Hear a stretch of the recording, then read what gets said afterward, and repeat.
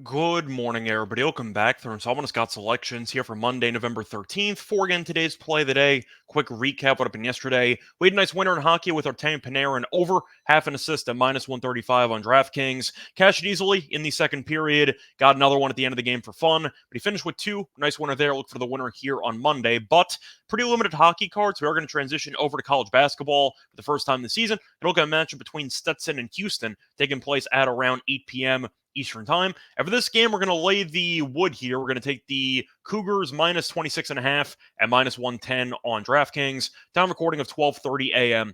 Eastern time. Covering why we're going to take Houston in the spot.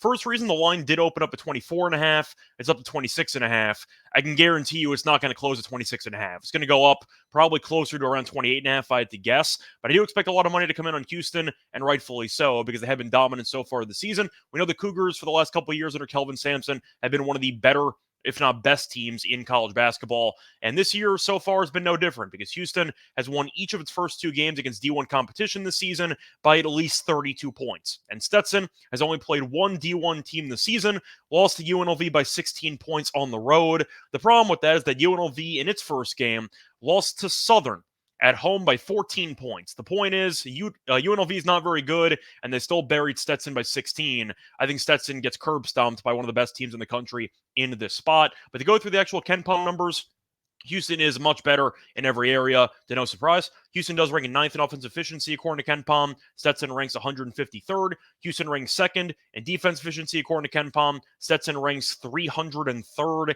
and Houston ranks tied for 30th in rebounding rate, while Stetson ranks 243rd. And Houston is fully healthy, which is important to mention, while Stetson is not. Stetson is missing one of its better players in senior forward Josh Smith, who averaged 9.5 points per game and 6 rebounds per game last year. He is out indefinitely, so the point is Stetson has been shorthanded on the front lines, which is a problem because Houston has always been a good rebounding team under Kelvin Sampson. But if you want to look at the actual home court advantage for Houston, they have one of the best home court advantages in the entire country in the Fertitta Center. And to go through the stats over the last couple of years, since the 2018-2019 season, Houston is 78-6 straight up at home. Now, I know, once again, that's straight up not ATS, but the point is, I do think Houston, with the home crowd behind it, with how dominant it's been in the first two games this season, once again winning by 32-plus points against D1 competition in the first two games, I think Stetson is in line to get buried here. I think Stetson, who's not normally accustomed to facing off against top 5 teams in the country in general,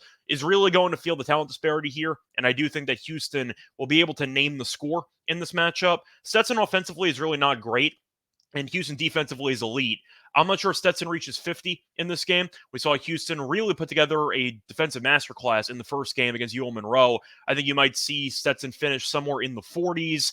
Houston can kind of name their score once again. They could score 90 in this game if they want to. They could potentially score more than that. But I do think at the end of the day, Houston will dominate in all the areas. I think they'll be able to get whatever looks they want. They'll be able to dominate the glass and get to the foul line a bunch. So for me, I think 26.5, even though it does sound like a pretty big number, it really isn't. I think this line's going to go it's going to go up, simply put.